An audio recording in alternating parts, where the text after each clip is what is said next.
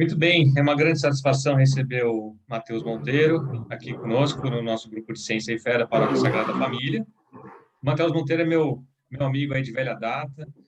Eu conheci lá na Unicamp, eu acho que na época ele fazia mestrado em filosofia, então ele é mestre em filosofia e está no meio terminando agora o doutorado também em filosofia.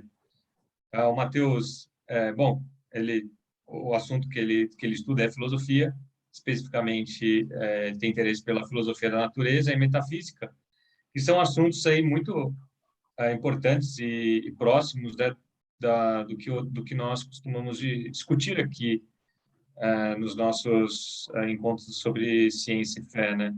A filosofia é um tema muito importante, ele tangencia e às vezes também ele é essencial para que nós possamos fazer uma discussão mais profunda sobre o que é a ciência e sobre os seus limites, né? Então, é isso que me motivou a convidá-lo, a ter não só cientistas entre nós, mas também filósofos. Então, Matheus, eu passo aí para você a palavra. Pode começar. Muito bem, muito obrigado, Marco, pelo convite. Agradeço também a presença, né, dos colegas, né, dos amigos. E me sinto muito grato, assim, por poder falar desse assunto, né, e falar de São Tomás de Aquino. Primeiro, digamos assim, a ocasião em que nós vivemos, né? A gente lida sempre com redes sociais, com jornais, com debate público, e eu acho que nós podemos entrar num acordo de que cresce essa sensação mas parece que está todo mundo brigando, né? Parece que está todo mundo discutindo, parece que está todo mundo querendo ter razão, e se estapeando, né? E a gente perde um pouco desse senso de, será possível nós termos uma discussão saudável? Será possível, na minha vida intelectual, ainda ter uma forma de lidar com disputas, desacordos, e ainda mais considerando quem tem fé, né, e precisa muitas vezes fazer a defesa da fé em matérias relacionadas à ciência? Como que eu posso fazer isso sem parecer uma pessoa fundamentalista, né, aos olhos, né, das pessoas que não acreditam? Ou até mesmo acaba brigando com outras pessoas que também são religiosas, e aí fica uma sensação de intolerância e de incompreensão. E eu acho que São Tomás, ele nos dá um bom exemplo, um bom estudo de caso, né? Até porque ele é um nome muito citado em alguns círculos, né, para poder falar sobre filosofia, sobre ortodoxia, sobre ciência, mas eu gostaria de destacar alguns pontos diferentes que eu não vejo muito, né, nesse debate que corre em redes sociais ou na internet. E um primeiro ponto que a gente pode considerar mas será que no tempo de Tomás, lá no século XIII, havia bate-boca, havia essas discussões acaloradas? E eu acho interessante nós considerarmos que sim, havia controvérsia. Não havia nesse nível de redes sociais, imediatamente, todos parecem, né, ter essa voz, mas certamente naquele ambiente da universidade que estava se organizando na Europa, especialmente, eu chamo a atenção para vocês, de Paris, nós temos sim um ambiente de várias controvérsias. E não só, digamos, no normal, que era das disputas, né, das questões disputadas, que era uma forma de organização do debate intelectual na universidade. Então, isso já fazia parte da cultura universitária. Então, não é só isso, mas porque, de fato, ali, naquele momento em que São Tomás está na Universidade de Paris, e eu vou dar destaque depois exatamente em qual data, mas ali se formou, no interior dessa cultura das disputas, algo bem agitado, a um ponto que começou a preocupar, né, as autoridades da igreja naquele período. E uma das controvérsias, né, acaloradas, né, do período foi sobre a duração do universo, né? E que vocês vão encontrar artigos geralmente falando se o mundo é eterno, né, discussão sobre a eternidade do mundo. Mas para abranger melhor essa questão, vamos chamá-la de a controvérsia sobre a duração do universo. E naquele século, né, o século XIII, a proposição da fé sobre a duração do universo já estava definida, e não porque a igreja ela tivesse um particular interesse em definir todas as coisas da ciência dogmaticamente, mas porque a preocupação dela era definir o dogma da criação, né? Deus criou todas as coisas. E nós podemos ver aqui, né, nesse texto do Quarto Concílio de Latrão, do que se tratava essa definição dogmática, né? Que Deus, né, onipotente, criou todas as coisas e o destaque, desde o princípio do tempo e do nada. Então, aqui são os dois pontos. Então, Deus é o Criador, ele criou tudo, criou desde um princípio no tempo, então aqui está o ponto, né, de tem um início de duração, e Deus criou do nada, porque todas as coisas do universo foram criadas, nada pré-existia, né, a não ser Deus. Então, ao dizer do nada, o destaque é, Deus não usou de nenhum recurso pré-existente, né, como se fosse assim o Deus demiurgo dos platônicos, né? Tem lá o princípio, né, da inteligência, tinha a matéria, e foi lá o demiurgo moldando a massinha, né, do mundo, e então nós temos um mundo organizado. Não era isso, né? A concepção cristã é Deus criou tudo, absolutamente tudo, inclusive a matéria. Mas aí, muito bem. Na Faculdade de Arte de Paris, e para situar, nós temos então em Paris a formação dessa universidade, né, dessa associação de professores e alunos, e nós temos basicamente duas faculdades. A Faculdade de Artes, onde os alunos estudavam as artes liberais, e a Faculdade de Filosofia, que foi o grande assim, chamativo, né, dos alunos para ir a Paris, né? Naquele período, a gente costuma dizer que eram basicamente 3 cursos que haviam mais estruturados ou que estavam em formação mais clara. O curso de Teologia, o curso de Medicina e o curso de Direito. E Paris era conhecida pelo curso de Teologia. E em Paris, na Faculdade de Artes, nós começamos a ver o quê? Que os livros de Aristóteles, de filosofia da natureza, então de física, decaelo, meteorológica, o estudo dos animais, eles começaram a ser recuperados e traduzidos para o latim. E a recuperação desses livros foi muito complicada, né? Porque os livros de Aristóteles, de lógica, eles não eram problemáticos, eles foram usados por muitos séculos para a formação das escolas. Porém, os livros de filosofia da natureza continham proposições mais complicadas. Por exemplo, que o mundo é eterno, né, como a gente vai dar destaque depois. E por causa de proposições complicadas, a leitura pública desses livros foi condenada e proibida, né, em diferentes níveis e por diferentes autoridades. Mas ainda assim, é muito curioso que essas proibições elas não tivessem um efeito esperado. Então, os livros, embora fossem proibidos, ainda assim eles eram lidos, né? E eram estudados. Até a partir de um certo período, e já na atividade de Tomás de Aquino na Universidade de Paris, nós vamos ter, inclusive, uma orientação papal de, olha, sim, vai ter uma permissão, mas é importante que essa leitura de Aristóteles ela seja corrigida e tal. Mas ainda assim, textos de Aristóteles estão sendo ali recuperados, traduzidos para o latim, e eles são usados no ensino de filosofia nas faculdades de artes.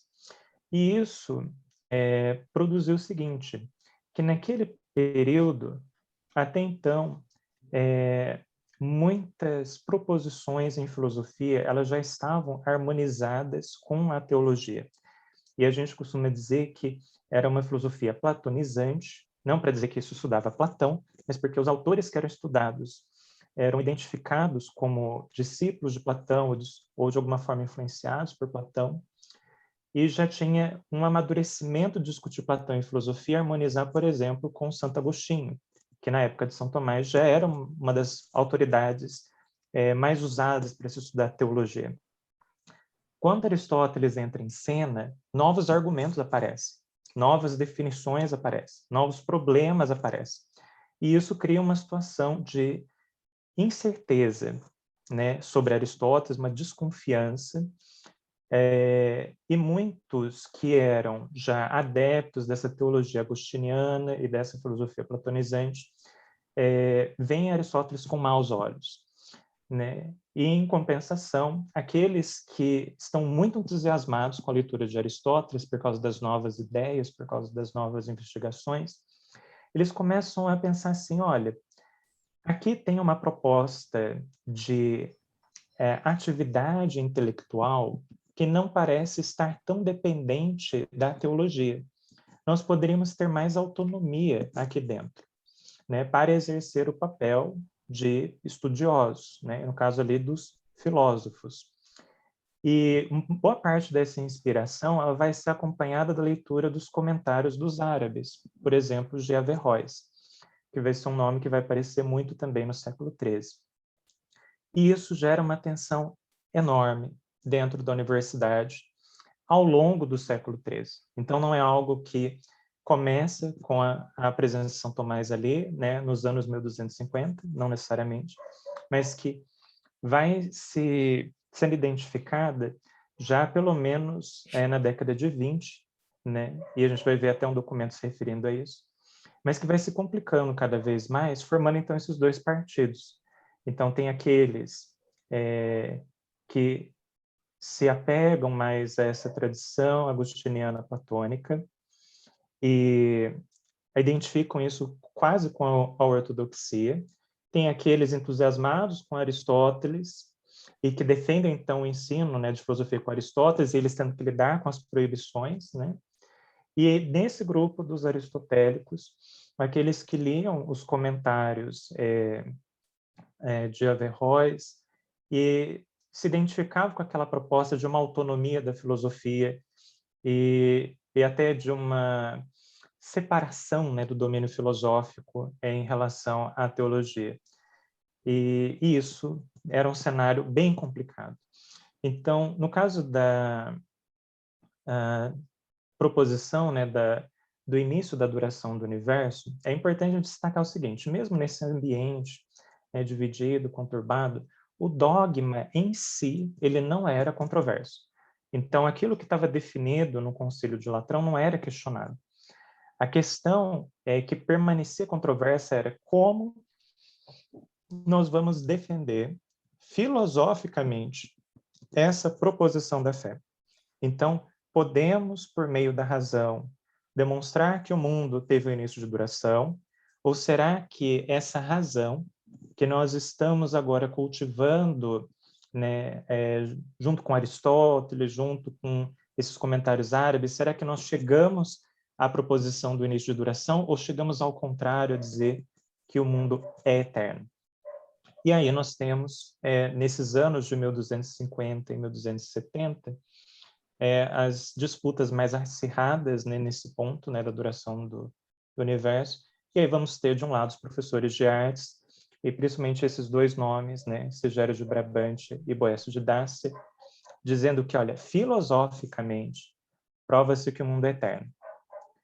E aqui há uma sutileza, porque na defesa que eles vão fazer, dizer assim, olha, nós não estamos dizendo que o mundo é eterno, porque nós aprendemos com a igreja e com o dogma que o mundo tem início de duração. Mas a filosofia, a razão, com os seus recursos, ela não chega a essa conclusão. Ela chega à conclusão da eternidade. E o que nós queremos é ter, digamos, a liberdade de exercer o nosso papel de professores de filosofia, interpretando Aristóteles, ensinando filosofia, e mostrar que a razão, o que ela pode fazer é isso. Olha, a razão é debilitada, ela tem aí as suas limitações, mas ela é isso que ela faz.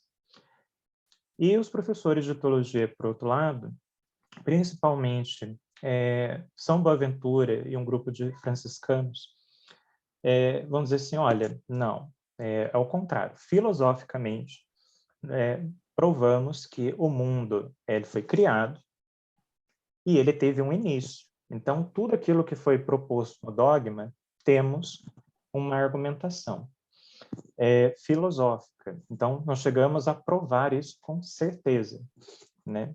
E é claro que esse mesmo grupo, vai olhar Aristóteles e os comentadores árabes com grande desconfiança e, às vezes, com hostilidade. E aí, então, o documento que eu me referi a vocês antes, essa divisão, né, das posições, ela já era um sinal de uma situação que já era complicada. E aí nós vemos, por exemplo, essa intervenção do Papa Gregório IX, dirigindo seus teólogos parisienses na década de 20. Então, já uns 30 anos antes daquele período que eu falei para vocês, né, destacando a posição dos professores de artes e os teólogos. Mas olha só, o próprio Papa, ele já fala o quê? De uma teologia que se baseia em uma doutrina estranha, naturalista, dando, inclusive, o destaque mais para o final, né? Aqui a penúltima linha, que diz assim: esses teólogos obrigam a rainha a servir a escrava, quer dizer, atribuindo à natureza o que cabe à graça. Então, já naquele período, né, o Papa e as autoridades eclesiais estavam preocupadas com o que estava acontecendo em Paris, porque os textos de Aristóteles estavam já começando a circular, esses comentários árabes também estavam ali, mas eles não tinham, como é que fala, criado uma raiz ainda, não havia se consolidado. Ele era um processo dessa recepção. E vemos, então, que depois de 30 anos, isso que o Papa está notando ali entre os teólogos vai se espalhar e não vai ser um problema só dos teólogos, né? Temos os professores de filosofia, né? Os professores das artes liberais também fazendo parte do problema. E mais próximo, então, desse disputa, né, sobre a duração do mundo, também um outro termômetro são as condenações feitas pelo bispo de Paris, Estevão Tampier, né? Especialmente em 1277, e nesse período Tomás de Aquino ele já tinha morrido, mas só para vocês terem uma noção de como a coisa estava. Aqueles grupos estavam divididos sobre a questão da duração do universo. Os teólogos e os filósofos. Os teólogos franciscanos, professores de artes. E havia um problema, né, por parte desses professores de artes. Como eu falei para vocês, eles se defendiam dizendo, olha, a gente defende que o mundo é eterno porque filosoficamente é o que dá para fazer. Mas, veja, a gente não precisa criar muito problema. Em filosofia, a gente diz o mundo é eterno. Em religião, a gente fala o mundo teve início de duração. E esse foi um problema que, na literatura, foi chamado de a dupla verdade. Né? De dizer assim, você então tem diferentes âmbitos, cada âmbito tem a sua verdade, e você não precisa se preocupar em eles terem uma coerência entre si. Isso era motivo de preocupação, né, para também as autoridades eclesiais. E aqui a gente vê o bispo Estevão Tampier usando palavras até mais duras, né, para se referir aos estudantes, principalmente, mas que ele diz assim, eles se põem a falar, né, sobre coisas que excedem os limites da própria capacidade, eles se usam desses textos pagãos, né? Então aqui ele está se referindo a Aristóteles, dos comentadores árabes, e eles dizem que o que eles encontram ali é tão difícil de refutar que eles acabam ficando perplexos, e aí dizem assim, bem, você pode então falar que na religião há uma coisa, na filosofia há outra, mas o bispo ele é, digamos, até mais sofisticado em dizer, né? Eles dissimulam, né, as suas respostas, aí para não cair em Sila, eles acabam caindo em Caríbides, e eles acabam tomando as duas áreas como opostas e contrárias, né? Como se você pudesse afirmar as duas coisas contrariamente. E aqui a gente sabe que vai pesar muito na atitude de São Tomás, né? A atitude pela qual ele vai ser conhecido e frequentemente lembrado na história da filosofia, que é a harmonia, a conciliação da fé e da razão. Então, por isso, é muito importante, né, a gente ter essa clareza, porque é complicado, né, essa atitude, porque é como se você dissesse que a razão, a verdade, ela está dividida, então você não pode manter um diálogo entre as duas áreas, né, no mesmo, com o mesmo critério, alguma coisa que possa comunicar, né, de uma para outra. Bem, e como que São Tomás ele se encaixa no meio da situação? O que ele dizia, né, em resposta? Eu primeiro gostaria de destacar que a resposta de São Tomás, ela não mudou muito desde o início da sua atividade intelectual, lá nos anos 1250, quando ele escreve os escritos sobre a sentença. Ele basicamente diz que, bem, a questão se o mundo é eterno ou se ele teve início de duração é uma questão indemonstrável. Então, não há um raciocínio na forma silogística, escolástica, que conclua com necessidade sobre uma proposição ou outra. O que você pode ter, no máximo, são raciocínios com probabilidade. Então, tem grandes chances de ser uma proposição ou outra. E você pode fazer esses raciocínios tanto em prol do início da duração ou em prol da eternidade. Que então a certeza sobre a questão, ela vem da fé, né, pela definição dogmática.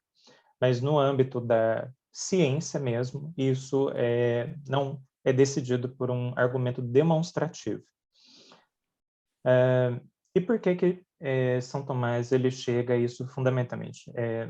Primeiro, assim, em vários livros dele, então nos escritos sobre a sentença, mas sobretudo no Contra os Gentios, nós vemos São Tomás ele levando muito a sério o seguinte: a posição pelo início de duração e pela eternidade. Ele faz uma lista com todos os argumentos que ele conhecia até aquele período, que defende uma posição, que defende a outra. Ele listava. Então, ele listava exaustivamente. E depois respondia uma a uma, mostrando as debilidades daquele raciocínio, tanto para uma posição quanto para outra. Então, já nesse ponto, ele dizia, olha, até aqui ninguém demonstrou, ninguém apresentou um silogismo científico com uma conclusão necessária. Aí, na Suma de Teologia, que é o trechinho que eu citei aqui, que eu faço a referência aqui, é da questão 46 da parte primeira, São Tomás ele dá ainda uma razão mais clara do porquê que ele considera que a própria questão é indemonstrável. Ou seja, não é que até agora ninguém demonstrou, é que ninguém vai conseguir demonstrar.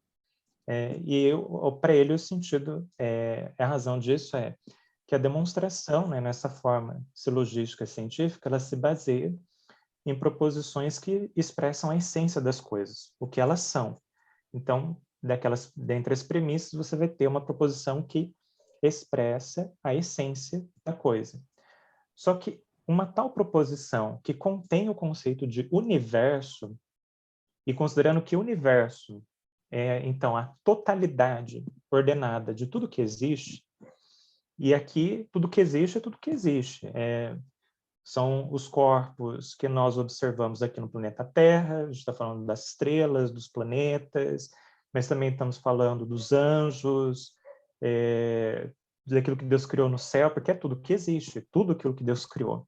Assim, bem, então se você considera tudo o que existe, você considerando coisas corruptíveis e coisas incorruptíveis, bem, você vai tentar abstrair, né, então o que fica comum, que é o ser criado, a totalidade ordenada que existe, e nisso não há nenhum indicativo sobre quanto o mundo dura, né? Então você não pode, né, desse conceito, né, extrair dele nenhum indicativo do quanto o mundo dura.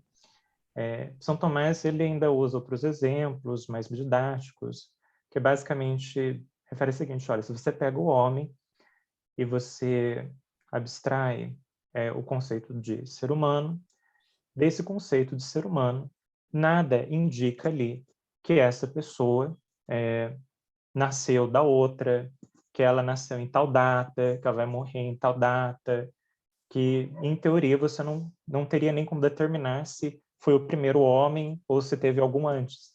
Porque você, ao considerar o conceito ser humano, você abstraiu, né, a sua determinação temporal específica daquele ser humano que você encontrou. E uma vez que você abstraiu do conceito, da essência do que está ali, você não volta a deduzir quanto um ser humano dura. Então, esse é um exemplo didático que ele dá. E aqui ele está aplicando o universo. Olha, o universo tem o mesmo problema. Mas veja, naquele grupo dos franciscanos, São Boaventura, e especialmente o discípulo dele, que chama João Pesce, eles achavam que podiam demonstrar que o mundo teve um início, considerando que se o universo é ser criado, e ser criado é uma limitação, então dessa limitação eu posso deduzir que tem uma limitação temporal também. Porque se ele for ilimitado no tempo, isso seria contraditório com uma limitação própria do que é criatura. Esse é, assim, na essência, é o argumento de São Boaventura. E foi provocado, né, por argumentos desse tipo, que São Tomás ele chega, né, a escrever um opúsculo que se chama Sobre a Eternidade do Mundo, que ele publicou em 70 ou 72. E ali ele argumenta, olha, no ato de criar, se Deus quisesse, ele poderia ter criado um universo desde sempre. Porque ser criado não é contraditório com ser eterno. O que São Tomás quer dizer com isso? Olha, o ser criado não expressa uma limitação quanto à limitação temporal, limitação espacial. Isso não é o ponto, né? O principal ali do ser criado é você expressar a dependência da criatura em relação ao Criador para existir. Então, se Deus é criador, é a causa, bem, já dou conta de que o mundo ele existe tanto quanto Deus quiser. É assim, se Deus quisesse que o mundo durasse sempre, o mundo tivesse, então o mundo duraria sempre. Se Deus não quisesse, o mundo não duraria sempre. E as duas opções não são contraditórias com a noção de ser criado. Então essa é basicamente a resposta de São Tomás. E mais uma vez, não é que ele está dizendo que o mundo é eterno, mas o que ele está dizendo é, no âmbito da filosofia, examinando, né, o que eu posso racionalmente sustentar, não há contradição, né? E isso é possível um mundo eterno, e é possível, inclusive, Deus criar um mundo assim. E assim ele responde ao grupo dos franciscanos dizendo, o que vocês têm não é uma demonstração. Vocês podem ter um argumento provável. E tanto que São Tomás vai dizer em outros momentos que, sim, de fato, a proposição de que o mundo tem um início, ele é mais coerente com ser criatura, porque fica mais evidente a sua limitação, porque então fica mais evidente a ideia de uma coisa acabada, delimitada, então mostra ali uma sabedoria maior. Para nós também ficaria muito mais evidente que somos criaturas e temos dependência em relação a Deus. Mas ainda assim, isso é um argumento no âmbito da possibilidade e da probabilidade. Bem, por essa posição de São Tomás, ele sofreu um bocado. Pelas condenações que eu me referi antes, inclusive do bispo Estevão Tempier, vocês podem ter noção de que São Tomás, por causa de uma proposição como essa, quase é também condenado pelo bispo, ou pelo menos a proposição dele condenada pelo bispo. E o grupo, né, dos franciscanos, especialmente o John Passion, não via, né, a posição tomista com bons olhos. Eles realmente achavam aquilo quase um flerte com a heresia.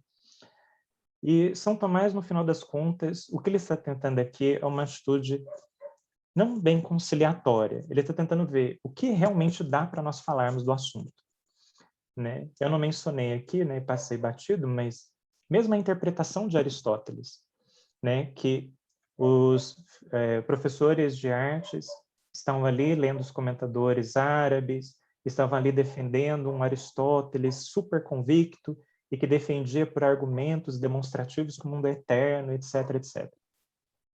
E os franciscanos meio que comprando esse Aristóteles e rejeitando ele por causa disso. Tomás de Aquino, ele se vale de traduções melhores de Aristóteles, tanto que a figura do Guilherme de Moerbeke vai ser muito importante na biografia de São Tomás, porque Guilherme que vai fazer traduções direto do grego, ele que vai dar uma versão muito melhor do texto de Aristóteles para Tomás de Aquino. E São Tomás ele vai se apropriar dessa nova ferramenta e falar assim, bem, eu posso ler Aristóteles com mais autonomia e aqui enxergar que não é bem assim, né? Aristóteles nos Tópicos, né, no livro dos Tópicos, ele diz que essa questão da eternidade do mundo é um assunto que não tem demonstração, é uma questão de disputa sobre posições prováveis. E mesmo depois, quando Tomás ele revisa um pouco essa interpretação, quando ele comenta a física do Aristóteles, ele vai dizer assim, olha, mas mesmo ali, Aristóteles, ele faz suposições que são importantes para ele chegar a discutir o primeiro motor imóvel e coisas nesse sentido, mas ainda assim ali não há uma demonstração. Então, Tomás de Aquino ele tem essa liberdade, né, de lidar diretamente com Aristóteles e propor uma interpretação que respeita o argumento do Aristóteles, ainda mostra uma validade dele, mas também não, como é que fala, ele não precisa abrir mão da defesa da fé. Olha. Então, aqui, eu também gostaria de destacar algumas atitudes de São Tomás. Então, ele dá essa resposta, mas o que é mais interessante é a forma como ele dá a resposta, né? Então, como ele se posiciona naquela controvérsia, aqueles grupos disputando, se acusando, quase um condenando o outro. Como que São Tomás ele se porta para dar essa resposta, né? O primeiro fonte de informação, acho muito válido, é esse opúsculo, ou melhor dizendo, essa carta, que é sobre o modo de estudar. E ele dá vários conselhos, né, para um amigo dele, falando sobre como, né, se portar nos estudos. E eu acho, assim, muito valioso, principalmente quando ele fala sobre, né, o item 2, né, seja tardio para falar, né, tardio para acessar os locais de conversa. Então, mostrar o quê? Olha, prefira essa reserva, esse recolhimento, né, em vez de ficar se dispersando nesses papos, nessas conversas. Claro que aqui a gente está falando de um monge, né, que tinha uma regra de vida, mas ainda assim é um conselho muito precioso. Né, falamos também no item 4, né, não faltar a oração. Então, ainda é um estudo, mas tem, né, um sentido espiritual. O item 6, né, de mostrar-se amável com todos. Mas não é porque você vai ser amável com todos, né, tratando todos com caridade, que você vai ficar se metendo nos afazeres das pessoas, né?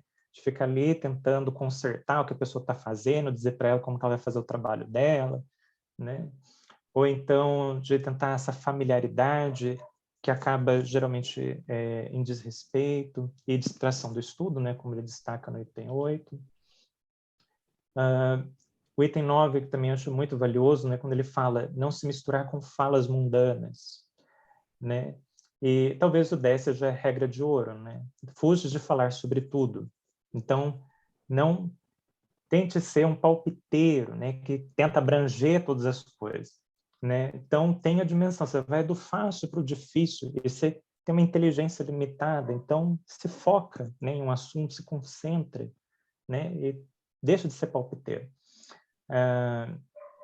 E tem outros conselhos igualmente valiosos aqui, mas que eu gostaria, os que eu quis destacar, eu já destaquei. Mas também outras coisas muito importantes, né? Ainda no exemplo de São Tomás, que ele deixa muito claro em várias passagens, né, da obra dele, que o cerne da vida intelectual é o combate à própria ignorância. Então, eu tenho diante de mim a minha ignorância, a consequência do pecado em mim, que é a minha inclinação ao erro e me distanciar da verdade.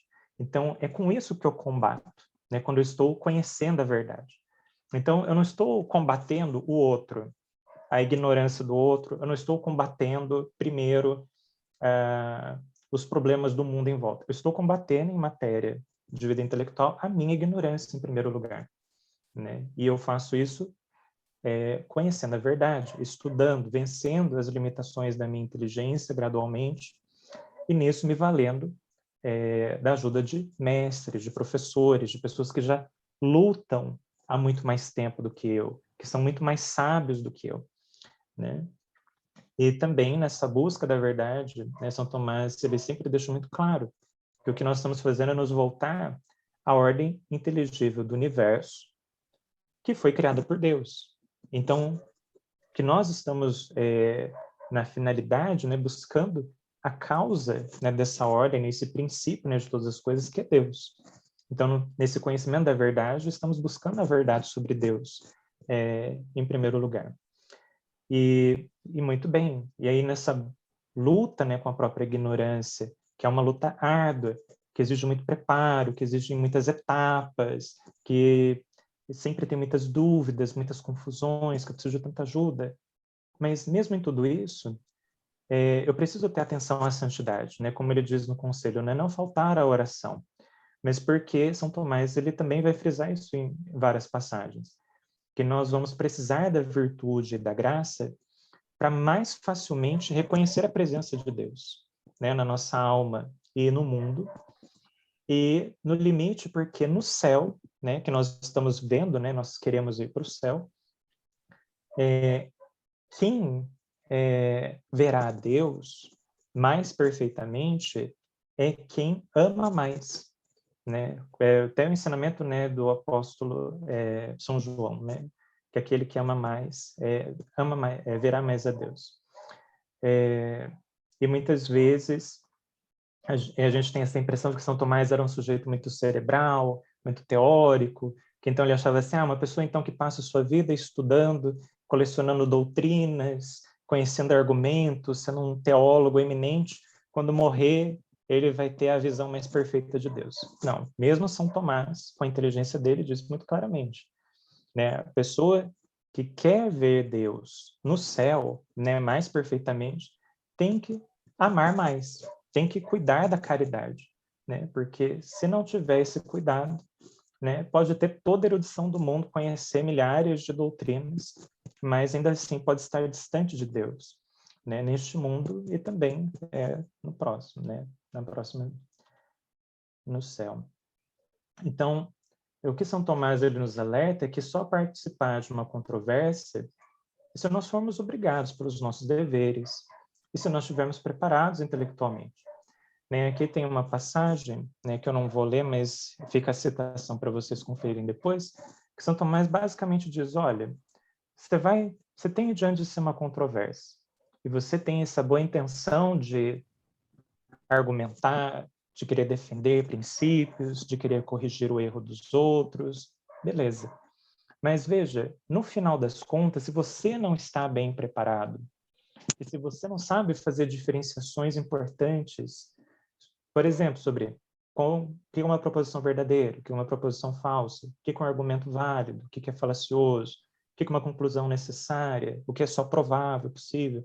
Se você desconhece os termos da discussão, se você não é uma pessoa que é daquela área, bem, você vai falar um monte de coisa que vai soar para o seu adversário bobagem, erro ou coisa muito fraca. E aí você pode, com a melhor intenção, falar aquilo tudo, mas ter um efeito contrário, que é confirmar a pessoa nas posições dela.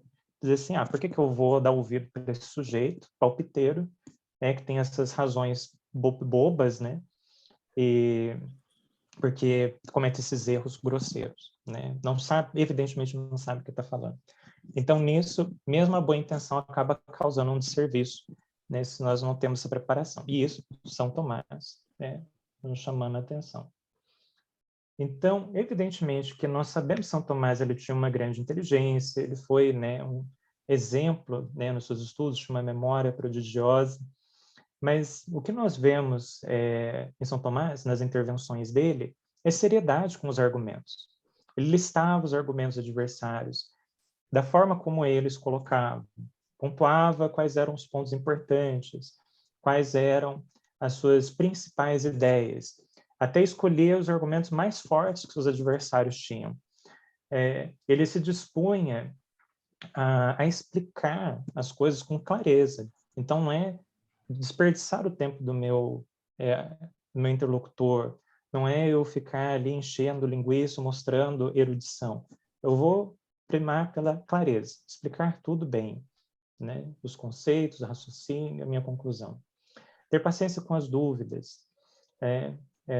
Inclusive, nesse tema da eternidade do mundo, São Tomás, ele só interveio, né, em 1270, porque ele foi provocado pelos alunos. Em primeiro lugar, aquele personagem, né, o João Pesce, que eu citei mais atrás, ele havia usado uma aula inaugural, né, onde ele teria, né, um título, né, de mestre para poder avançar com seus estudos, para abordar esse assunto da eternidade do mundo, e ele atacou, né, os argumentos de Tomás de Aquino, a posição de Tomás de Aquino, e também dos professores das faculdades de artes. E foi, assim, uma cena, né? E São Tomás estava presente. Mas naquele momento que ele estava presente, ele ficou em silêncio, porque era o momento do João Pesce fazer a defesa dele, aquilo era parte dos estudos dele.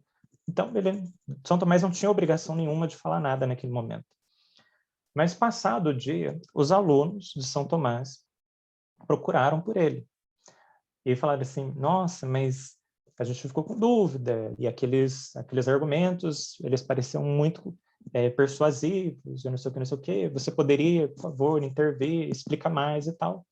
E por causa do pedido dos alunos, então, no dia seguinte, São Tomás, ele aproveita que, então, João Pesce ele teria que retomar, né, a discussão anterior e fazer como se fosse um resumo. Aí São Tomás ele intervém, participa do debate e responde cada um dos argumentos. Então, tudo aquilo que João Pesce estava argumentando, São Tomás ele dava o contraponto.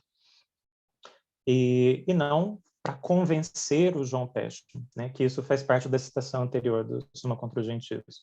Mas era porque ele estava buscando a verdade, ele precisava só pontuar o que ele estava vendo como errado e fazer, então, esse exercício. Eu estou buscando a verdade, estou pontuando o erro. Então, o ganho é meu, porque eu estou ouvindo alguém argumentar. Se ele falar alguma coisa verdadeira, eu me corrijo.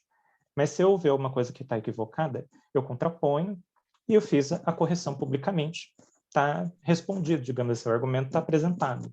Se o outro se convenceu, se não convenceu, se resolveu, se não resolveu, isso não é o ponto.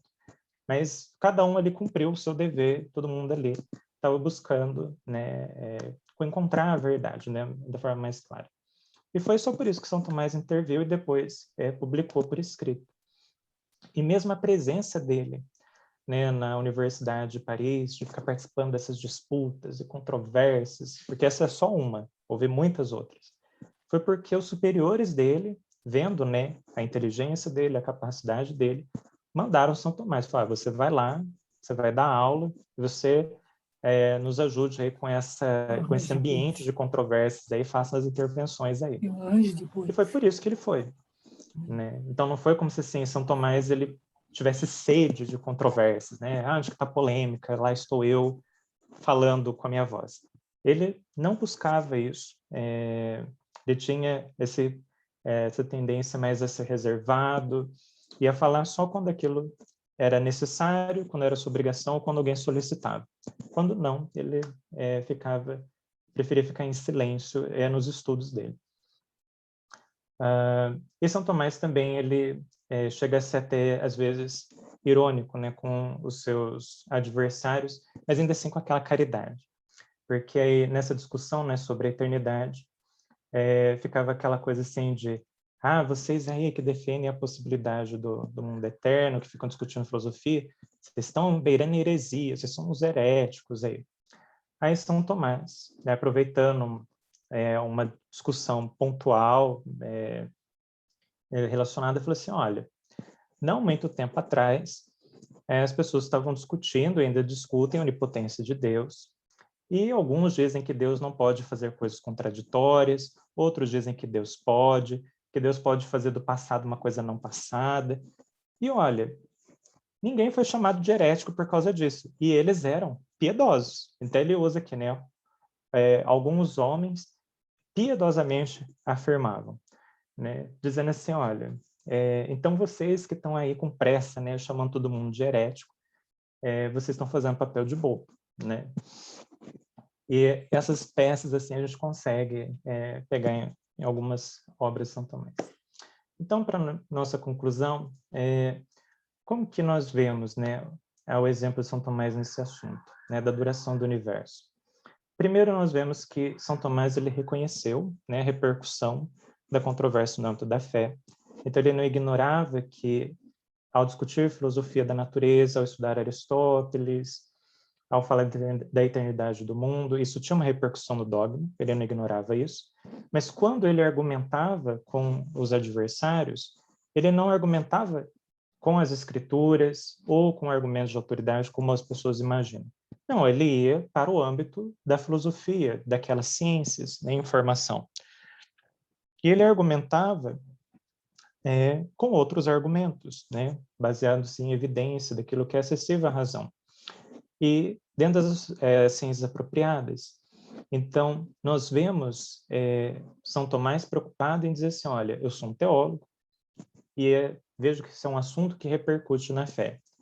Vou, com a minha melhor inteligência, com o meu melhor argumento, tentar esclarecer esses argumentos, ver os seus limites, mas eu vou me apoiar naqueles que fazem essa ciência. Então, o que diz Aristóteles? O que dizem os filósofos da natureza? O que exatamente vocês estão falando? Como vocês estão montando esses raciocínios? Então, se é isso que vocês estão dizendo, então aqui existem certos limites, existem certas incorreções, existe uma certa extrapolação. Então, fiquem com isso claro e vejam como a fé, ela, digamos, ela não é afetada pelo argumento de vocês, porque vocês não chegaram, na verdade, à conclusão que vocês esperavam. Mas muito bem. E ele dialogou com todos. Então, a gente vê nos textos de Tomás referências a autores pagãos, então Aristóteles, Platão, Simplício, judeus, Maimônides. Moisés Maimônides foi uma grande figura na formação de São Tomás. Averroes, Avicena, Avenpast, né, entre os muçulmanos, cristãos, aristotélicos, Platão. Ele dialogava com todos.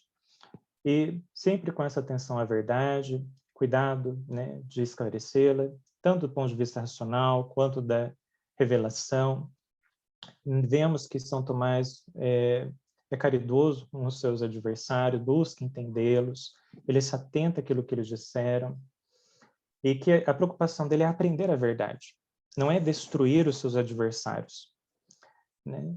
E, mais uma vez, né, destacando que ele só interveio porque superiores pediam ou porque os alunos tinham dúvidas e solicitavam que ele explicasse. E também é importante destacar, olha, São Tomás, depois dessas intervenções todas, né, ele não encerrou o debate. Né, ele morreu por volta de 1272, mas essa conversa continuou por muito tempo. Tanto que a gente viu, uma das condenações do bispo de Paris foi em 1277. Então, a conversa ainda estava fervendo ali na Universidade de Paris.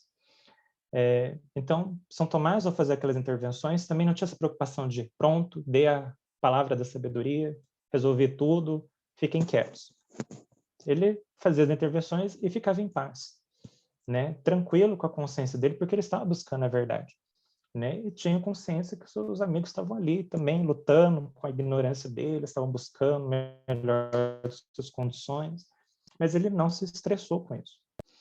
E, de fato, o debate não se encerrou com ele, continuou a polêmica, e mesmo hoje nós ainda voltamos a essas perguntas, né, sobre a origem do universo, quando ele começou, se um dia ele vai terminar, se nós temos alguma evidência, algum indício, um raciocínio, um método para calcular isso, prever. Então, mesmo hoje, ainda estamos voltando a essas questões. Mas, então, que proveito nós tiramos, né, dessas intervenções, né, de São Tomás? Primeiro, porque nos escritos nós vemos um autêntico combate contra a própria ignorância. Então, vemos ali São Tomás a todo momento, buscando a verdade, assim, com muita entrega, com muito esforço, e nós saímos mais inteligentes, né, da leitura. Mesmo que aquelas conclusões tenham sido conclusões revisadas, superadas pelo tempo, principalmente na matéria, né, de filosofia da natureza, mas ainda assim o esclarecimento que nós temos de falar assim, nossa, olha só como ele fez a preocupação com as definições, como ele montou os raciocínios, como ele percebeu as armadilhas retóricas, como ele percebeu os problemas de argumentação, como ele limpou, né, a discussão. Saímos muito mais esclarecidos dali. E segundo, porque na resposta que São Tomás dá, ele nos ajuda a entender também muito dos limites que nós temos em discutir a duração do universo. Aqui, né, algumas passagens, né, mais conhecidas da obra dele, onde ele discute esse tema. E muito obrigado pela atenção de vocês.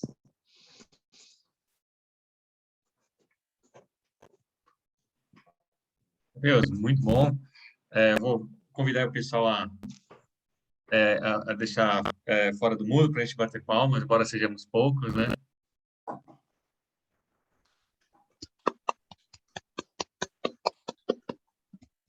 Gostei bastante, vou deixar meus comentários para depois aí e vou deixar aí para a nossa audiência fazer a pergunta. Quem quiser pode tomar iniciativa.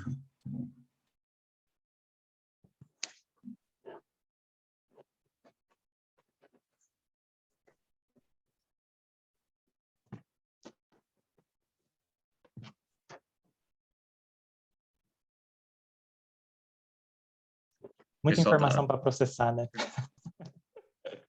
Não, eu achei isso daqui, o meu comentário é que é algo que, assim, que serve muito para mim, porque eu adoro controvérsia e polêmica. Para mim é difícil seguir essas recomendações de São Tomás de Aquino, mas eu percebo que elas são boas e verdadeiras, né? Então, eu deveria segui-las, gostaria de segui-las, mudar. O que eu ia, mas, assim, de fato, você conhece bastante a história de São Tomás de Aquino, né? E de fato ele realmente seguia essa, ele não se colocava mesmo em situações de controvérsias, ele era mesmo assim muito elegante na forma de proceder junto com os colegas nessas questões. Quer dizer, não há nenhuma menção a um momento que ele se envolveu num debate acalorado, né, ou em alguma disputa mais. Então, como eu disse, né, na biografia dele, né, o que se destaca é que já desde criança ele era muito reservado. Então ele já não gostava de falar em público, tanto que até uma anedota, né, muito corrente, que até o Chesterton destaca, né, que mesmo na escola ele seria tão silencioso que os professores achavam que ele era meio burrinho, né, não entendia as coisas. E aí até que um colega, se apiedando, né, de São Tomás, pediu para ele, né, ofereceu a ele uma ajuda, né, para explicar um ponto ali de lógica. E São Tomás escutou com a maior paciência, né, o colega explicando, até que São Tomás percebeu que o amigo cometeu um engano, ele cometeu um equívoco na explicação. E só depois que o amigo concluiu, ele falou assim, olha, eu agradeço, né, a sua explicação, mas olha, sobre aquele ponto que você disse, não é bem assim. Aí São Tomás explicou para o amigo como que era. E o amigo ficou embasbacado. Falou assim, mas espera aí, né, você então já sabia, né, do assunto, mas por que quando o professor pergunta você não falava? E qual que é, digamos assim, a substância dessa história? Porque naquele tempo, era muito comum assim que a aula ela fosse dividida entre um momento de exposição com base em um texto. Então, o professor tinha um texto base, ele lia, né, esse texto. Na sequência, ele dava algum destaque às dificuldades do texto, explicava, e depois, num outro momento, ele abria para debate, né? Então, ele incitava mesmo os alunos a pegar uma questão, argumentar em cima da questão e dar uma solução. E São Tomás, ele não participava muito desses momentos, então ele preferia ficar mais quieto. E por causa disso é que, digamos, nasce nessa impressão, né, por alguns professores de, talvez ele não esteja entendendo. Mas os biógrafos mesmo, né, a parte dessa anedota, falam assim que, não, desde o começo, né, os professores notavam a inteligência de São Tomás, a capacidade dele. Então, por isso que, desde cedo, ele vai estudar com os beneditinos, a família já direciona ele para os estudos, mas também já notam que ele é muito reservado, né? Ele não gosta, né, dessa coisa de ficar falando, ficar intervindo, participando desnecessariamente em discussões. Então, digamos assim que, para exagerar, né, quase uma caricatura dizer assim, São Tomás, por ele, ficaria no mosteiro com os textos, lendo, aprendendo e rezando. E seria essa a vida dele. Mas como os superiores viram que ele tinha um talento para explicar e para solucionar, né, dificuldades intelectuais, colocaram ele então para formar e ele aceitou, né, a obrigação. Mas por ele não, digamos, ele não participaria dessas coisas. Matheus, eu estudei mais ou menos superficialmente e muita coisa que eu estudei eu esqueci também sobre São Tomás de Aquino. Você poderia relembrar para nós aqui as teses e como é que foi o contexto e até que ponto algumas das teses deles chegaram a ser condenadas pelo bispo de Paris? Se foi durante a vida, se foi só depois, se ele chegou a ter algum tipo de sofrer algum tipo de, como eu posso dizer, algum tipo de limitação no seu magistério, né, por conta da condenação. Enfim, eu pedi para você explicar um pouquinho como é que isso aconteceu e também depois quando é que elas foram anuladas, né? Assim, a condenação, ela nunca aconteceu, né? O ponto, o que era ali a complicação? Principalmente nesse período de 1270. São Tomás estava em 1268 em Roma, e aí ele tinha, aí falam assim que é como se fossem reuniões, questões internas que precisavam ser resolvidas. Aí quando foram resolvidas, ele foi mandado de novo para Paris. Ele já havia estado em Paris, né, em uma primeira vez, como professor de teologia, mas, enfim, por várias questões que eu não vou entrar aqui no mérito, ele acabou sendo mandado para Oviedo, depois para outras cidades, para cuidar da formação dos noviços dos beneditinos, dos dominicanos. Mas aí, em 1268, mais ou menos por esse ano, ele é mandado de volta para Paris, e aí os historiadores costumam dizer assim, olha, provavelmente os superiores mandaram Tomás para lá porque essa controvérsia com os averroístas, então os professores da Faculdade de Artes estavam usando comentários de Averroes, dos árabes, ou defendendo esse Aristóteles descolado da teologia, quase como um rebelde, né, da teologia, estavam propondo coisas como a eternidade do mundo, a materialidade da alma, que havia só um intelecto em Deus e que as outras pessoas, né, os outros seres humanos não eram intelectos ativos e coisas parecidas. E aquilo estava alimentando um clima, né, de muita tensão, porque eram esses professores e do outro lado os professores de teologia, principalmente os franciscanos, com essa base agostiniana e platonizante, atacando, né, contra-atacando, e tendo uma leitura bem negativa de Aristóteles, né, dizendo assim, olha, Aristóteles é praticamente culpado dessa confusão toda aqui dentro. E São Tomás é mandado para lá porque ele já estava trabalhando há muito tempo, especialmente até com a orientação de São Alberto Magno, em uma leitura de Aristóteles que depurava aquilo que Aristóteles dizia, aquilo que você de fato pode entender ali daqueles textos e daquilo que tem de verdadeiro. É uma leitura então muito mais conciliatória, muito mais precisa, né, muito que soava, muito mais razoável, e que poderia, então, ser uma contribuição naquele ambiente, né, de tanta tensão. Mas, fora isso, havia outros problemas, né? Havia, mesmo na teologia, na faculdade de teologia, uma disputa entre os seculares e os mendicantes. Então, ali também havia aquela coisa assim, os seculares não queriam que os mendicantes estivessem ali ensinando teologia. Então, nesse ponto, até os franciscanos se aliaram aos dominicanos para defender a posição deles ali na faculdade de teologia. Mas, ainda assim, era mais um ponto de tensão entre eles, né? E, bem, aí São Tomás chega lá, em 68, quando chega a 70, vem aquela intervenção do João Pesce, que ele, ao que tudo indica, confronta a mesma posição de Tomás de Aquino. Diz assim, olha, Tomás, essa coisa que você está falando sobre a duração do mundo, só pode ser definida pela fé, que pela filosofia a gente não argumenta nada, não tem conclusão, isso está errado, não sei o que, não sei o que. E naquele mesmo ano, 70, acontece a primeira condenação, né, do bispo de Paris. Se eu não me engano, não sei se eram 10 ou 14 proposições, e uma delas era o mundo é eterno.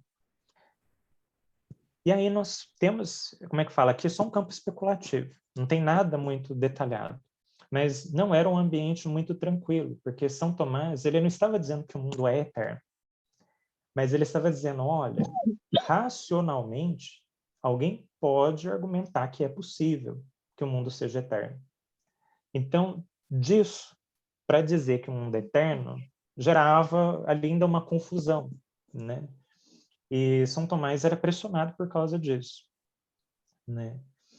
E por causa exatamente disso, anos então mais tarde, em que ele está nesse clima de cobrança, as pessoas pedindo a intervenção dele, né? Os alunos pedem que ele intervenha, né? Naquela fala do Pesce. Depois ficam pedindo para ele, escreva um livro, trate dessa questão e repita, não sei o que, não sei o que. E ele vai interferir em outras questões também. A gente tem que ter a seguinte ideia: São Tomás, ele podia não se sentir talvez constrangido, né, por colegas, mas ele certamente estava muito mais cansado, tanto que isso é destacado pelos biógrafos, que já nesse segundo período, né, de Paris, São Tomás ele está em plena atividade, ele já tinha,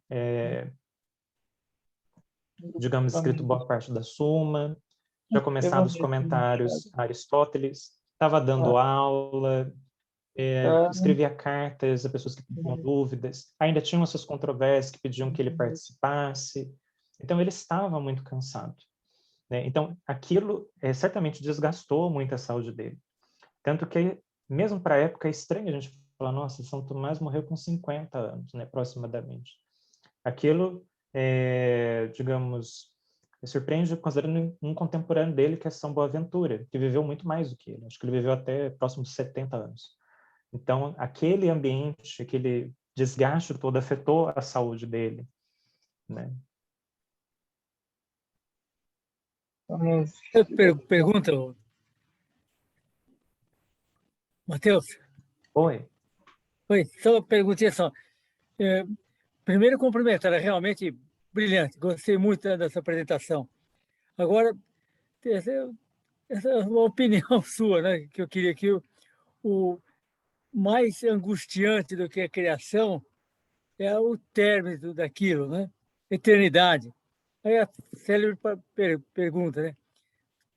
A ver com relação à religião. Se é condenado, se fosse ser condenado, por que eu fui criado, né? Eternamente? É um problema. São Tomás não falou nada sobre o término, não, né? Não, o término, a questão era a seguinte, bem pontuada, porque até aqui a discussão ela está muito centrada no início. Isso. O término é uma outra parte da conversa, e São Tomás ele entende assim, que não há um término, porque aí tem a questão de, mas novo céu e nova terra, isso vai ser então a destruição deste universo para a criação de um outro universo, ou vai ser uma transformação, então vai se aproveitar alguma coisa desse universo e vai se melhorar, como é que vai ser? São Tomás, ele, sem eu entrar em detalhes, até porque eu não conheço todos os detalhes dessa discussão, ele vai tender a dizer assim, olha, há uma mudança que não é uma nova criação no sentido do início, né? Deus ele não vai destruir esse universo para criar um novo. Então, nesse sentido, o universo ele vai continuar existindo. Então, ele tem um início, mas vai continuar existindo indefinidamente. Até por isso é interessante que quando então se fala da eternidade do mundo, né, com essa expressão, o que se quer dizer então é um universo que não tem início e não tem fim. Mas quando se fala de duração limitada ou de um mundo não eterno, o mínimo que você está dizendo é, ele não tem, ele tem um início. Mas fica ainda a discutir a questão do término, né, do fim. E essa é uma posição que no tempo de Tomás ainda era discutida, assim, em termos de interpretar, como a gente vai entender isso. Porque havia precedentes de dizer assim, não, vai ter uma destruição, e vai ser uma nova criação, né, nesse sentido. Mas São Tomás, ele entendia no sentido de uma continuidade, mas que vai ter uma mudança. Muito obrigado, muito bom.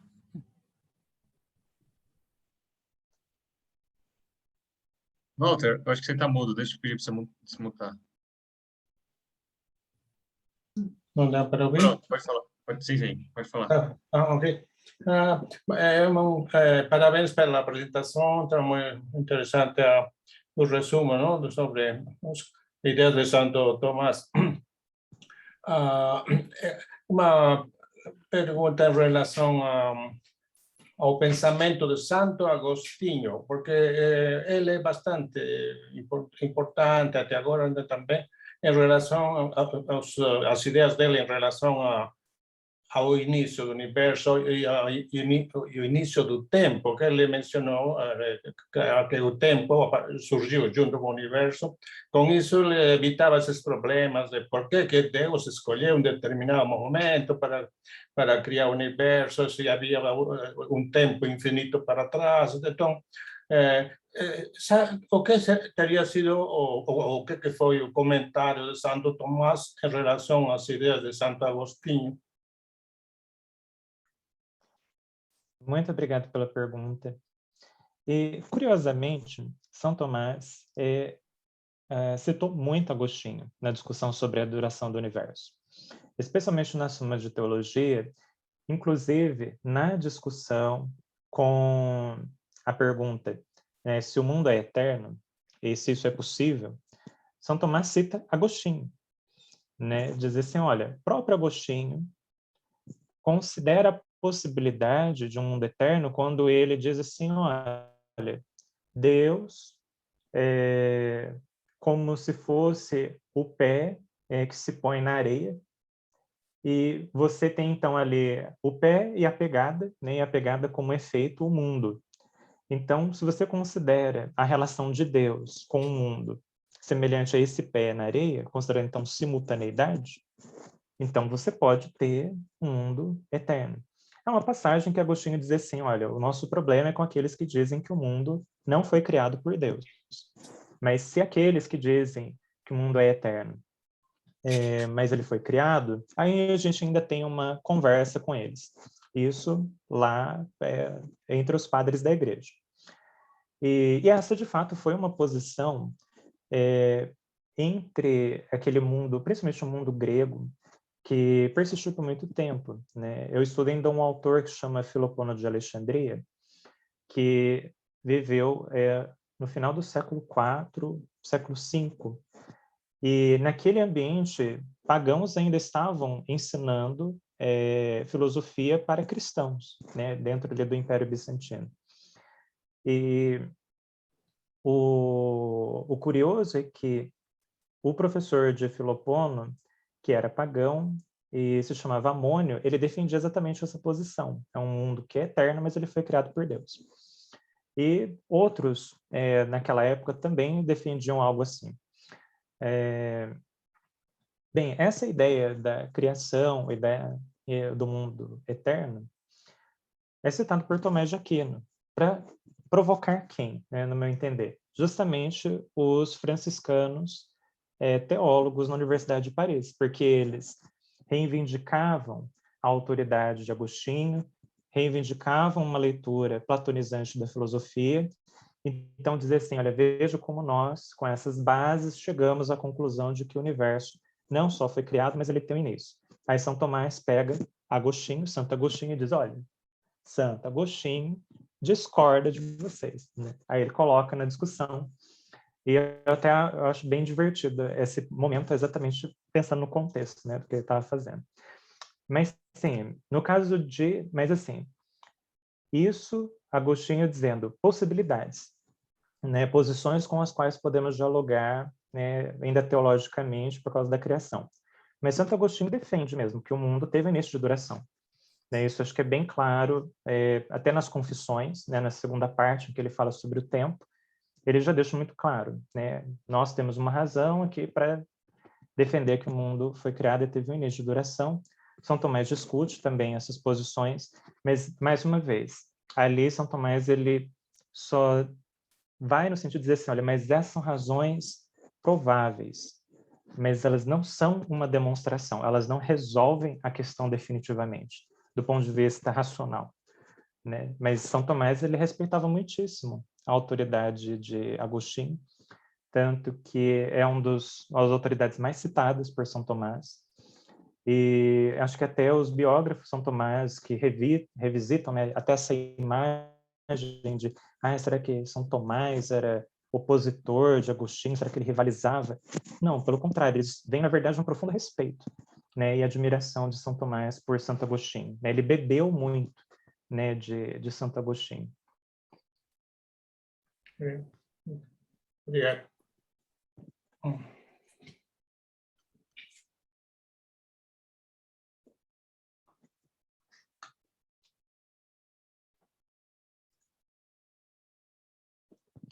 Alguém mais aí teria uma pergunta?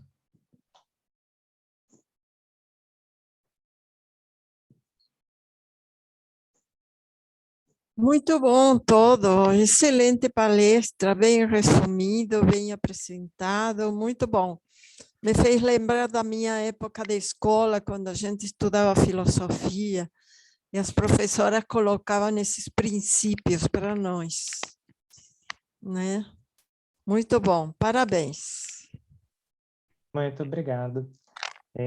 Olha, até eu gostaria que esses princípios tivessem sido ensinados para mim, assim, claramente. Acho que não sei se o Marco compartilha desse sentimento, mas acho que no meu percurso na escola, né, do ensino fundamental até quase entrar ali na filosofia, né, no ensino superior, era muita desorientação e uma sensação assim de você estuda para você fazer concursos, para você fazer provas, para você conseguir concluir o ano, e a vida de estudo ficava meio nisso, né? Você é um sujeito inteligente porque você guarda conteúdos e depois você sabe fazer prova. Isso deixava muito desorientado. E hoje, vendo assim como ambientes em que a gente pode conversar, né? Pode ser a internet, pode ser a gente conversa com amigos, né? Vai para um bar, conversa com amigos, ou mesmo em família. Aí qualquer conversa vira briga, vira disputa de ego, às vezes fica até impossível, né? Ter um mínimo entendimento. Você fala assim, poxa vida, né? Porque eu vejo aqui, né, exemplos como o de São Tomás, né, que ensinam claramente esses princípios, valoriza isso e tudo mais, embora no tempo dele, mesmo com a educação que tinha, não era 100%, como a gente viu, né, tinha muito desentendimento, tinha lá as brigas, tinha as controvérsias e tal, mas pelo menos aquilo era conversado, né, esses princípios eram divulgados, ainda se tinha talvez uma aspiração a transmitir esses princípios, né? E hoje, avaliando, pelo menos a minha trajetória, eu falei assim, nossa, eu só fui ouvir desses princípios claramente, de alguém me explicando, alguém me aconselhando mesmo, depois que eu entrei na universidade, aí comecei a estudar São Tomás, conviver com outras pessoas que também estudam a filosofia tomista, ou que fazem filosofia, né, com o exemplo de São Tomás. Falei assim, nossa, demorou muito tempo. Né? Mas ainda assim é um exemplo que eu vejo ainda muito restrito, né? E que poderia ser bem mais a gente poderia retomar mais, né? E faria muito bem, acho que a nossa vida cotidiana. As nossas conversas dominicais em família seriam muito mais produtivas. Não é verdade. E eu até acrescentaria que isso é também útil profissionalmente, que é no ambiente profissional e também assim, no ambiente acadêmico, você ter essas características quer dizer, uma pessoa que tem essa característica, ela se distingue das outras que não têm, né? Você percebe que tem alguma coisa diferente e acaba sendo valorizado, tem impressão que acaba sendo valorizado, porque no fundo as pessoas gostam de viver perto das outras que são virtuosas. Eu tenho a impressão que às vezes algumas pessoas por intuição vão chegando nesses princípios, né? O Matheus, acho que eu conheço desde que eu estava no final da graduação de filosofia, então eu sempre vi você meio que aplicando esses princípios, né? Você, Eu o tento. Henrique Elf, eu até meditava com ele, porque às vezes eu tinha a impressão que pô, ele não tem que sair ao mundo, ele tem que falar mais, ele não pode ficar falando só aqui pra gente. Ele tem que, eu me irritava até um pouco isso daí, né? Ele tem que brigar, ele tem que sair pra guerra, né? Não, Mas se eu pois fosse é. aluno de São Tomás de Aquino, eu pensava a mesma coisa, eu ia ficar irritado. São Tomás de Aquino. Acho que é por isso que eu gostei, eu me identifiquei muito com São Tomás. Eu sou assim mais reservado, mas também tinha uma tendência de, eu aprendi uma coisa, mas agora eu quero que todo mundo saiba também. Aí eu saía comentando sobre aquilo com todo mundo. E é interessante que o próprio São Tomás, ele fala disso, olha, de fato, é muito mérito, muita coisa boa em você saber de algo. Mas é muito melhor quando você ensina, né? Quando você compartilha isso com outras pessoas. Mas aqui é dentro daquele raciocínio de, olha, a razão da bondade é a expansão, né? A sua divulgação, né? E é muito diferente a lógica do querer ser o sabe-tudo ou querer ser o sujeito que aprendeu uma coisa e sai querendo empurrar a goela abaixo isso né, em todo mundo. E acho que o que organiza acho que esse cerne é o combate à própria ignorância. A gente fala assim, olha, eu não tenho e não sou a pessoa, como acho que, né, depois de a gente chegar a esse exame, né, com São Tomás, ninguém é, digamos, a pessoa que vai resolver a burrice do mundo, né? As pessoas nascem ignorantes. Eu sou ignorante. Mesmo depois de anos e anos de estudo, tem muitas coisas que eu não sei, mesmo as coisas que eu sei, eu posso me confundir, me esqueço, preciso retomar, preciso me corrigir. É muito combate já comigo mesmo, né? Com a minha ignorância. Então, vou me centrar nisso. Eu vou ter esse trabalho como o padre, acho que Paulo Ricardo fala, né? Eu vou me desasnar, então eu vou lutar com a minha própria ignorância, com a minha própria burrice, tentando conhecer a verdade, tentando melhorar. E as circunstâncias da vida e as minhas obrigações vão me colocar em situação que eu vou ter que explicar isso para outras pessoas, vai ter uma dúvida que eu tenho, outro vai me tirar, e isso vai progredindo, né? Na medida em que as coisas forem andando e a providência de Deus for colocando isso. Mas eu não preciso ter esse ímpeto de, não, eu sou agora o bastião do conhecimento, vou defender a verdade em todas as frontes, e aí vira um palpiteiro, né? Acho que esse é o maior perigo hoje, né? E acho que me convence muito que São Tomás diz, é alguém que se adianta em querer ficar se metendo nos afazeres dos outros, em todo tipo de debate, e não ter o preparo para falar daquele assunto, tem um efeito contrário, né? E aí acaba confirmando os outros ali nos seus erros, nos seus raciocínios, porque a impressão que fica quem tem essa boa intenção é um sujeito que tem razões fracas, né? Quem vive dessa vida, né, principalmente se for cristão, é um bando de gente que só fica aí jogando regra nos outros, mas não tem preparo, não tem seriedade, não tem vida intelectual, etc. Então, isso em São Tomás me convenceu totalmente. Falei assim, não, realmente preciso levar isso a sério, até mesmo para eu ter paz comigo mesmo. Né? Hoje mesmo, né, pensando a quantidade de polêmicas problemas que a gente vê em jornais, em redes sociais, né? A todo momento as pessoas nos convidando a dar opinião sobre as coisas, a dar respostas definitivas sobre problemas complicados. E quando eu vejo São Tomás, né, apresentando esses princípios e vendo a vida dele, eu me sinto muito mais tranquilo. Falei assim, eu não sou obrigado a participar dessas coisas. Não tenho que ficar dando opinião sobre tudo, não tenho que me envolver em tudo. Né? Eu preciso ter um foco. Né? Qual é o foco, né, das minhas dúvidas, né? Daquilo que a minha inteligência está se batendo agora neste momento, que está relacionado à minha vida, aos meus deveres, às pessoas que estão à minha volta, aquilo que, inclusive, responde a questões existenciais minhas, e eu estou me aplicando a resolvê-las, né? Resolver essas dúvidas, a corrigir essas confusões. Então, antes de tentar resolver, né, o problema lá do mundo, a nova urgência, né, do país, né, estou me aplicando a resolver as outras coisas que são primeiras e que estão na minha ordem do dia, né? Então, se eu não estou cuidando, né, da minha vida intelectual, não estou buscando a verdade, combater a minha ignorância, eu não tenho o que fazer com esses outros problemas, com esses outros polêmicas, né? As pessoas podem continuar falando, certamente alguém muito mais inteligente que eu, com muito mais propriedade, deve estar falando alguma coisa muito mais razoável do que eu. Então, que vão essas pessoas, né? Falei assim, essas pessoas que têm que ser escutadas.